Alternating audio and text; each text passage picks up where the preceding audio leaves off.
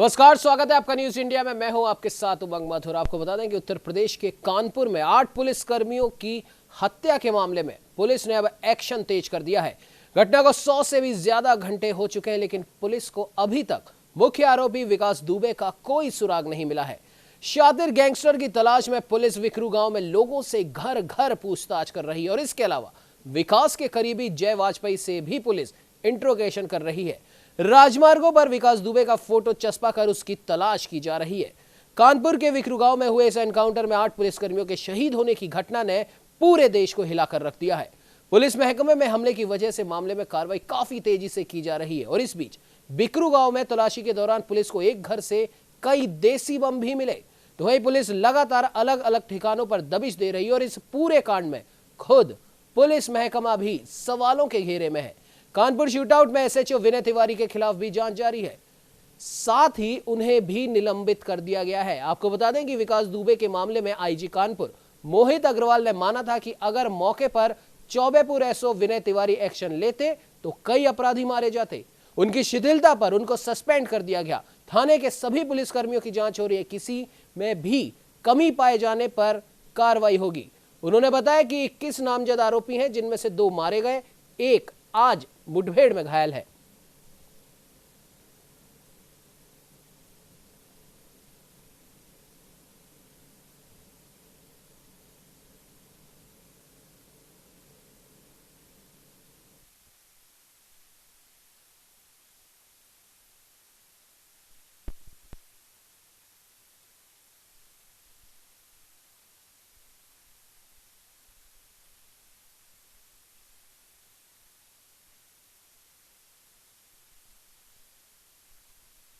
तो मैं आपको बता दें कि कानपुर शूटआउट मामले में विकास दुबे के करीबी जय वाजपेयी के घर पुलिस ने छापेमारी अभियान चलाया, जहां आईजी लक्ष्मी सिंह कानपुर पहुंची और शूटआउट मामले में जांच कर रही हैं। मीडिया के सवालों से घिरी दिखी आईजी लक्ष्मी सिंह।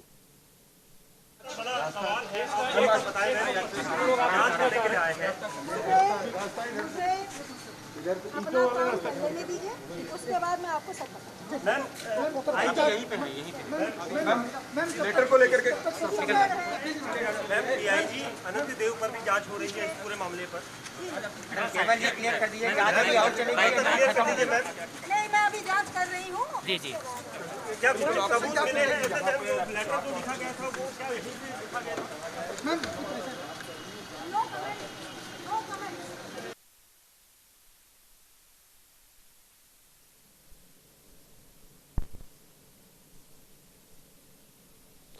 तो वह इस पर बात करने के लिए आपको बता दें हमारे साथ लखनऊ से संवाददाता मनीष श्रीवास्तव लाइव जुड़ चुके हैं।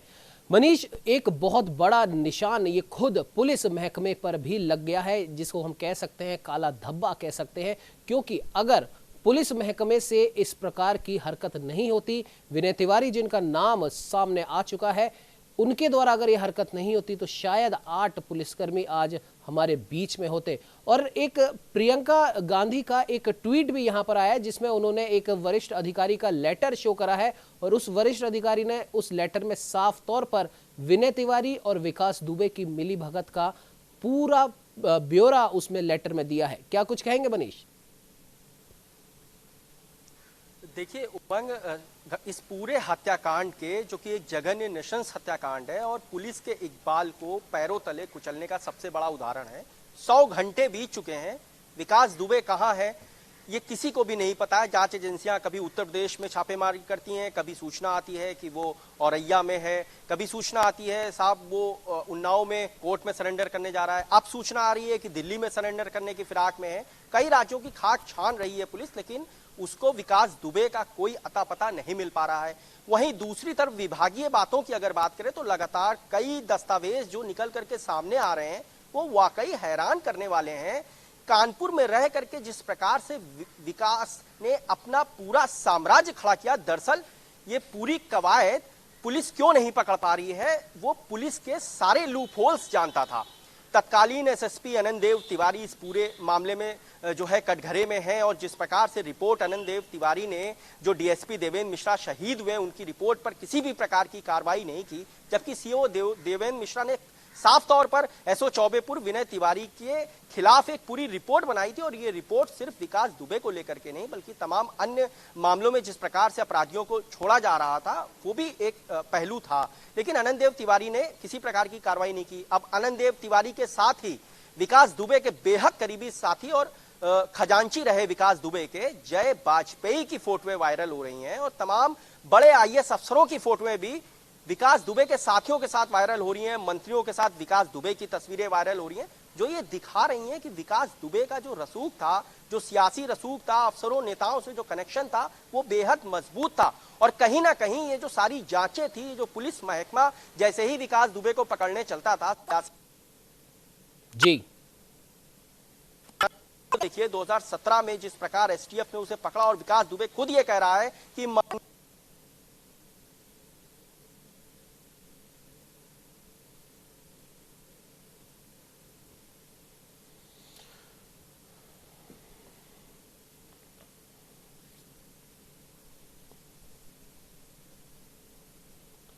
बिल्कुल मनीष, आपने सही कहा और जाहिर सी बात है कि जिस प्रकार से अब इस पूरे मामले में नए नए खुलासे हो रहे हैं। कानपुर में आपको बता दें कि बिल्लौर के जो शहीद हुए हैं सीओ देवेंद्र मिश्र, आपने भी बताया कि उन्होंने पूर्व में भी इस बारे में शिकायत करी थी आला अफसरों को, लेकिन उनकी इस बात को बिल्कुल नज़रअंदाज कर दिया गया और उनके मोबाइल में मिली रिकॉर्डिंग से ये साफ पता चल रहा है कि उन्होंने चौबेपुर के जो दारोगा हैं विनय तिवारी, उसकी शिकायत एसएसपी अनंत देव से की थी, मगर एसएसपी अनंत देव ने इस शिकायत को बहुत हल्के में ले लिया और कुछ इस बारे में नहीं किया। तो जाहिर सी बात है कि जिस प्रकार से पुलिस अधिकारियों की, पुलिस कर्मियों की इसमें मिलीभगत सामने आ रही है, उस बारे में भी अभी ऐसा लगता है कि कई और खुलासे यहां हो सकते हैं मनीष।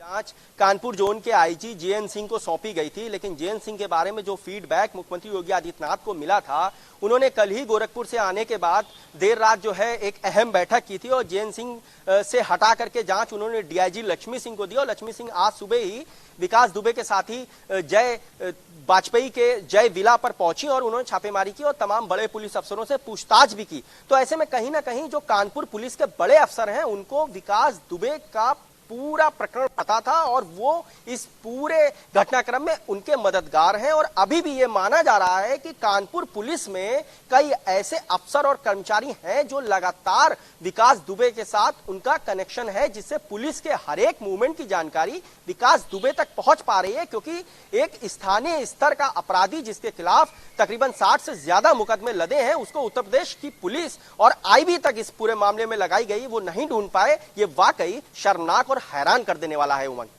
बिल्कुल मनीष, आपने सही कहा और इसमें लगातार जिस प्रकार से पुलिस अधिकारियों के, पुलिस कर्मचारियों के मिलीभगत की बात सामने आ रही है, जैसे आपने भी बताया था, और एक और सूत्रों के हवाले से जानकारी मिली है कि घटना से एक दिन पहले जो मोहित अग्रवाल हैं उनको बताया है कि चौबेपुर थाने के ही एक हवलदार पर या थानेदार पर विकास दुबे ने बंदूक तान दी थी, राइफल तान दी थी और ये बात भी छुपाई गई। अगर इस तरह की बातें पुलिस महकमा छुपाता नहीं तो जाहिर सी बात है जब इसको वो पकड़ने गए थे तो काफी पूरी तैयारी के साथ जाते, इतने हल्के में उसको नहीं लेते। क्या कहेंगे मनीष इस पर?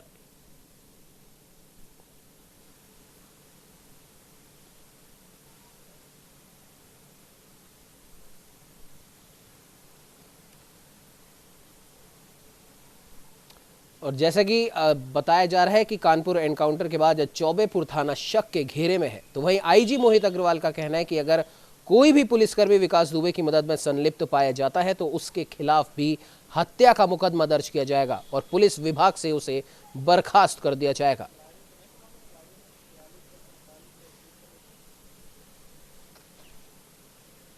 आपको बता दें कि कानपुर में कुख्यात अपराधी विकास दुबे के गुर्गों के साथ एनकाउंटर में 8 पुलिसकर्मियों के शहीद होने के बाद जांच पड़ताल जोरों पर है और इस पूरे मामले में पुलिस विभाग के ही कई लोगों की भूमिका संदिग्ध बताई जा रही है।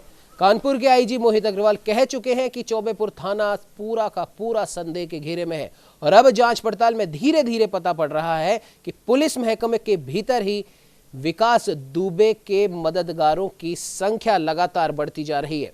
आपको बता दें कि लगातार इस पूरे मामले पर न्यूज इंडिया भी अपनी नजर बनाए हुए है। तो वहीं इस पर बात करने के लिए हमारे साथ हमारे संवाददाता मनीष मिश्रा भी जुड़ चुके हैं। मनीष, जिस प्रकार से कभी श्री प्रकाश शुक्ला तो कभी विकास दुबे ये अपराधी राजनीतिक संरक्षण से पैदा हुए हैं और कहीं ना कहीं पुलिस महकमे से भी इनको लगातार मदद मिलती रही है, तो क्या आपको लगता है कि जो राजनीतिक दल इस समय विकास दुबे से पल्ला झाड़ रहे हैं, इससे उन राजनीतिक दलों का गुना थोड़ा कम हो जाएगा?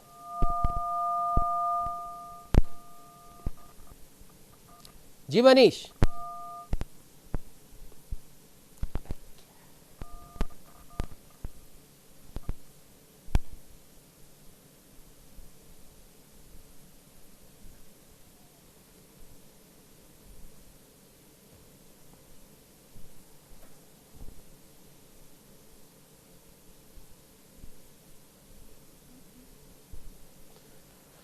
आपको बता दें कि सूत्रों के हिसाब से विकास दुबे से संबंध के शक में पूरे चौबेपुर थाने समेत करीब 200 पुलिसकर्मी इस समय शक के घेरे में हैं, जिन्होंने समय समय पर या तो विकास दुबे की सहायता की या फिर उससे किसी भी प्रकार से कोई फायदा लिया। चौबेपुर, बिल्हौर, ककवन और शिवराजपुर थाने के 200 से भी अधिक पुलिसकर्मी इस समय शक के घेरे में, और इनमें से सभी वो शामिल हैं जो कभी ना कभी चौबेपुर थाने में तैनात रहे हैं, और इन सभी पुलिसकर्मियों के मोबाइल के सीडीआर भी खंगाले जा रहे हैं। प्राप्त जानकारी के हिसाब से इनमें से कई पुलिसकर्मी विकास दुबे के मददगार रहे थे और उसके लिए एक तरीके से गुर्गों की तरह काम करते थे। पुलिस एसटीएफ की टीमें भी हर एक बिंदु को बारीकी से जांच कर रही है। कानपुर के बिकरू कांड में निलंबित बीट दारोगा के शर्मा ने पूछताछ में बताया कि 2 जुलाई को शाम 4 बजे विकास दुबे ने फोन पर धमकी दी थी कि थानेदार को समझा लो, अगर बात बढ़ी तो बिकरू गांव से लाशें उठेंगी। बीट दारोगा ने थानेदार को सूचना देकर बिकरू गांव की बीट हटाकर दूसरी बीट देने को कहा था। जांच के मुताबिक दारोगा के शर्मा ने बताया कि वो विकास दुबे की धमकी से सहम गया था, इसीलिए बाद में वो मुठभेड़ की टीम में शामिल होने भी नहीं गया। तो इस तरह की तमाम बातें यहां पर सामने आ रही हैं। खैर, हमारे साथ इस समय बात करने के लिए हमारे संवाददाता नीरज मिश्रा जुड़ चुके हैं। नीरज, इस पूरे कांड में कई पुलिसकर्मी संदिग्ध माने जा रहे हैं और करीब 200 इनकी संख्या बताई जा रही है और सबके मोबाइल के रिकॉर्ड्स खंगाले जा रहे हैं, कई के नाम आ रहे हैं, कई पुलिस अधिकारी तक इसमें संलिप्त बताई जा रहे हैं। क्या आपको लगता है कि सिस्टम अपने साथियों की मौत का बदला लेने तक सीमित रहेगा या फिर विकास दुबे के ऊपर जो पुलिस या संरक्षण जो उसको प्राप्त था उस पर भी कोई कार्रवाई होगी? देखिए, निश्चित तौर पर जब भी कभी अपराधी और पुलिस कर्मियों का गठजोड़ बनता है तो उसका परिणाम बहुत ही भयानक होता है, और यही कुछ हुआ है कानपुर के इस विभत्स हत्याकांड में, जिसमें विकास दुबे नाम के इस बदमाश ने 8 पुलिसकर्मियों को मार गिराया। विकास दुबे का टेरर इतना ज्यादा था कि जो पुलिसकर्मी जांच के घेरे में आए हैं, करीब 200 से अधिक पुलिसकर्मियों की जांच एसटीएफ कर रही है, और उनके द्वारा ये बताया गया कि वो विकास दुबे की कहीं न कहीं मदद किसी न किसी बहाने करते हैं। अब जब इतना बड़ा कांड हो गया है, एसटीएफ पूरे मामले की जांच कर रही है, तो उस समय ये अपने आप को पाक साफ बताने के लिए कुछ न कुछ कहानी मनगढ़ंत बता रहे हैं। लेकिन ये बात बिल्कुल साफ है कि पुलिस कहीं न कहीं विकास दुबे के लिए न केवल काम करती थी, बल्कि विकास दुबे के लिए मुखबिरी भी करती थी, क्योंकि साफ तौर पर ये बात सामने आई है कि विकास दुबे को पहले से पता था कि पुलिस उसके ऊपर उसको पकड़ने के लिए उसके गांव आ रही है। तभी वो अपने साथियों के साथ हथियार लेकर खड़ा था, यानी, और उस रात उसने पार्टी भी की थी अपने ही गांव में। और जब पुलिस के अधिकारियों को ये पता चला कि आज विकास दुबे अपने गांव में अपने साथियों के साथ है, आज इसको पकड़ा जा सकता है, अच्छा मौका है, पुलिस फोर्स तैयार होती है, उसके गांव पहुंचती है। लेकिन उसके पहले ही पुलिस के मुखबिर जो विकास दुबे के लिए काम कर रहे थे, उन्होंने सारी जानकारी विकास दुबे को बता दी कि आज पुलिस के इरादे ठीक नहीं है, विकास दुबे अपनी सुरक्षा कर लो। तो विकास दुबे को भी लगा कि आज हो सकता है इनकाउंटर में, पुलिस मुठभेड़ में, क्योंकि लगातार उत्तर प्रदेश पुलिस बदमाशों का इनकाउंटर कर रही है, तो यही डर विकास दुबे के अंदर भी आया होगा। और इसने इसी डर के कारण, यानी उसको पता था कि आज पुलिस के इरादे उसको पकड़ने के हैं, तो उसने भी पूरी तैयारी कर रखी थी। यानी कि पुलिस ने पूरी मुखबिरी विकास दुबे के लिए की, और जिसका परिणाम इतना भयानक सामने आया। फिलहाल पुलिस के हाथ इतने दिन बाद भी खाली हैं, यानी कि कहीं ना कहीं विकास दुबे की पकड़ पुलिस विभाग में है। पूरे उत्तर प्रदेश की पुलिस विकास दुबे के पीछे पड़ी हुई है, लेकिन विकास दुबे को अभी तक नहीं पकड़ पाई। ये पुलिस के लिए बहुत बड़ा चैलेंज और नाकामी भी कही जाए तो गलत नहीं होगा। और कहा जा रहा है कि विकास दुबे हो सकता है चंबल के घाटियों में न कूद गया हो। अगर वो चंबल के बीहड़ों में कूद गया तो निश्चित तौर पर उसको पकड़ना बहुत मुश्किल होगा। आपको बता दें कि तमाम डाकू जो भी चंबल की घाटियों में कूदे, जो भी बीहड़ में गए, उनको पुलिस जल्दी नहीं पकड़ पाई। फूलन देवी से लेकर अगर आप निर्भय गुजर और कल्लू डकैत तक का नाम आप लेंगे तो पुलिस को कई कई साल लग गए उनको पकड़ने में। और इस समय विकास दुबे की स्थिति ऐसी ही है कि उसके साथ कोई भी गैंग बना सकता है, क्योंकि अब वो अपने आप में एक बड़ा नाम हो चुका है। ये बात पुलिस के अधिकारियों को डर है कि अगर विकास दुबे चंबल के बीहड़ों में कूद गया, जो कि कानपुर से आगे ही पड़ता है, पुराने कानपुर के पास, कानपुर देहात के आगे, अगर वो वहां पर चला गया तो उसको पकड़ना बहुत मुश्किल हो जाएगा। तो कुल मिला के पूरी तरह से हर जगह कॉम्बिंग की जा रही है। दिल्ली और उसके आसपास के इलाकों में जहां पुलिस को शक है कि ये सरेंडर कर सकता है, तो विकास दुबे को भी पता है कि पुलिस उसे जिंदा छोड़ेगी नहीं, इसलिए वो भी अपने तरीके से हर युक्ति अपनाने की कोशिश कर रहा है। तो कहीं ना कहीं पुलिस को उसका संरक्षण प्राप्त था और उसी संरक्षण की वजह से विकास दुबे जैसे बदमाश की इतनी हिम्मत हो गई कि उसने 8 पुलिस कर्मियों को मौत की घाट उतार दिया। फिलहाल विकास दुबे फरार है, पुलिस के हाथ खाली है और उत्तर प्रदेश पुलिस की किरकिरी इस समय हो रही है। जी बिल्कुल नीरज, आपने सही कहा कि इस समय पुलिस के हाथ खाली है और जल्द ही अगर इस पर विकास दुबे पर अगर जल्द ही कानून का शिकंजा नहीं आता है तो जाहिर सी बात है कि वो भी अपने बचाव में कुछ ना कुछ वो कर ही रहा होगा। जैसा कि आपने भी अंदेशा जताया कि पुलिस को भी यही डर सता रहा है कि कहीं वो चंबल के बीहड़ों में ना चला जाए। फिलहाल आप हमारे साथ बने रहिए। हमारे साथ मनीष श्रीवास्तव भी जुड़ चुके हैं फोन लाइन पे। मनीष, जो पुलिस विभाग या जो एसटीएफ या उत्तर प्रदेश सरकार के जो भी अधिकारी हैं, जिन जिन लोग ने अभी तक विकास दुबे का साथ दिया है, उन सबको चिन्हित कर लिया है, पहली बार। लेकिन समय समय पर इन तमाम लोगों के नाम पूर्व में भी सामने आए थे, जैसे कि विनय तिवारी हैं, उनका भी नाम पहले भी सामने आया था। खुद देवेंद्र मिश्रा ने उनका नाम अधिकारियों को बताया था, लेकिन उन पर कोई कार्रवाई नहीं हो पाई। और विकास दुबे को किन किन का संरक्षण प्राप्त है वो भी पुलिस को पता है, उसके कहां कहां पर ठिकाने हैं वो भी पुलिस महकमे को पहले से पता था। तो जो कार्रवाई अब की जा रही है, उसके एक एक ठिकानों को तोड़ा जा रहा है, उसके घरों को तोड़ा जा रहा है, उसकी संपत्तियां जब्त की जा रही है। क्या वजह थी कि पूर्व में सब कुछ पता होते हुए भी ये कार्रवाई पहले नहीं हुई? मनीष,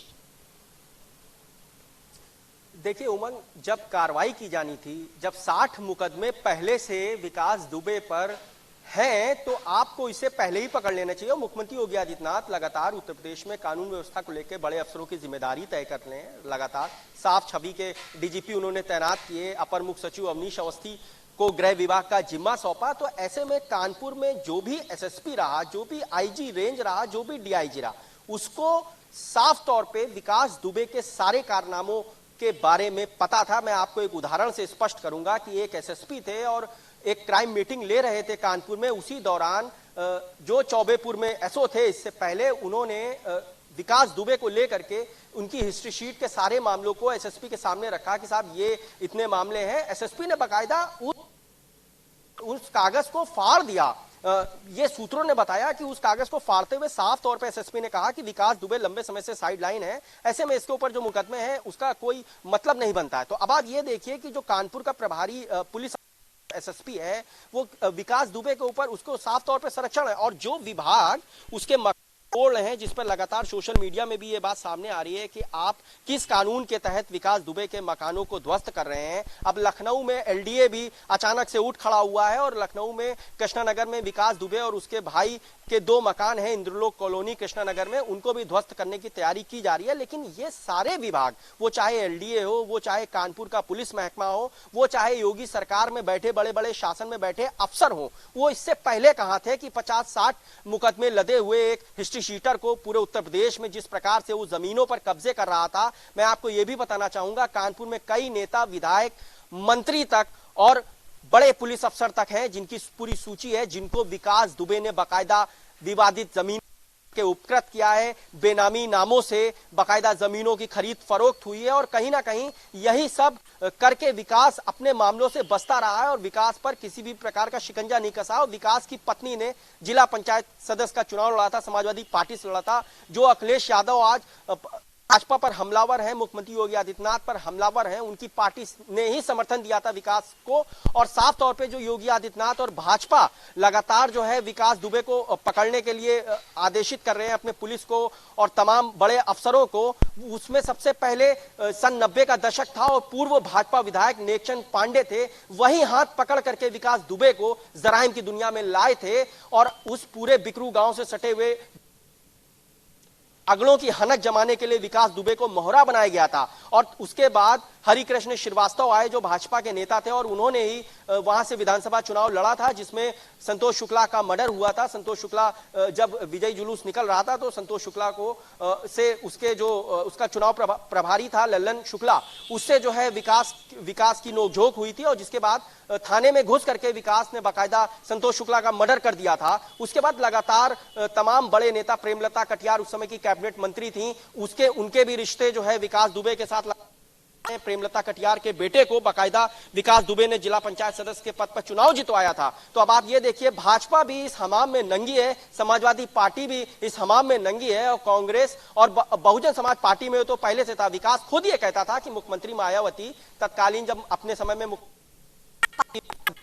उपाध्यक्ष थी तो विकास खुद ये खुलेआम डंके की चोट पर कहता था कि मुख्यमंत्री तो मुझसे कभी नाराज नहीं हो सकती है। बाकायदा 95 तक उसे सरकारी सुरक्षा मिली थी और जितने समय बसपा की सरकार रही उसके सारे मामले किनारे रहे और उसको पुलिस ने कभी भी गिरफ्तार नहीं किया। 2017 में जब एसटीएफ ने विकास को लखनऊ में गिरफ्तार किया उसके बाद विकास फिर जमानत पे बाहर आ गया। तो ऐसे में कहीं ना कहीं उत्तर प्रदेश सरकार के मंत्रियों, नेताओं, विधायकों और तमाम जो चारों प्रमुख पार्टियां हैं, चाहे वो कांग्रेस हो, समाजवादी पार्टी हो, बसपा हो और भाजपा हो, इन सभी में माफिया विकास दुबे के पुख्ता कनेक्शन है। और जिस प्रकार से उत्तर प्रदेश सरकार के मंत्रियों की तस्वीरें विकास के साथ वायरल हो रही है वो ये दिखा रहा है कि विकास का सियासी रसूख कितना तगड़ा था। इसमें मैं आपको चाहूंगा उमंग, जो सूत्रों से मिली जानकारी है कि 307 का मुकदमा था जिसको लेकर के पुलिस छापा मारने गई थी गांव में। अब आप ये बताइए कि 307 के मुकदमे में 3 थानों की फोर्स जा रही है, डीएसपी जा रहा है। ये आपने सुना है कि 307 के मुकदमे में इतनी सारी पुलिस एक साथ जाती है?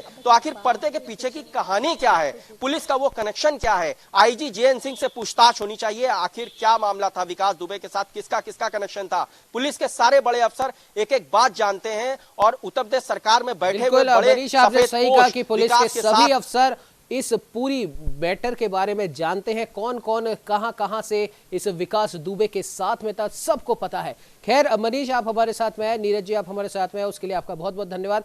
मनीष मिश्रा जी हमारे साथ में जुड़ चुके हैं। मनीष जी आपसे एक सवाल, जाते जाते एक आखिरी सवाल आपसे हम करना चाहेंगे कि अब तो कम से कम उत्तर प्रदेश सरकार हो या फिर केंद्र सरकार हो या किसी भी राज्य की सरकार हो, अपराधियों का जब राजनीतिकरण होता है तो उसके क्या हश्र होते हैं ये आज सब ने देख लिया है। विकास दुबे हो या फिर श्री प्रकाश शुक्ला हो या फिर ऐसे ही कई उदाहरण हमारे को पूर्व में भी देखने को मिले हैं। तो क्या आपको लगता है कि इस घटना के बाद से तमाम सरकारों को अब अपनी आंखें खोल लेनी चाहिए और राजनीति में और जन सेवा की उस नीति में इन अपराधियों का प्रवेश, भले ही वो चोरी का अपराधी हो या किसी भी जुर्म में वो सजा काट के आया हो या जेल में उसकी एफआईआर हो, ऐसे किसी भी व्यक्ति को अब राजनीति में प्रवेश करने पर पूर्ण तरह से पाबंदी लगा देनी चाहिए। मनीष बिल्कुल बात आपने सब सही की, सारी बातें निकल के आ चुकी हैं, निष्कर्ष निकल चुका है, लेकिन क्या ये इस पे रोक लगेगी?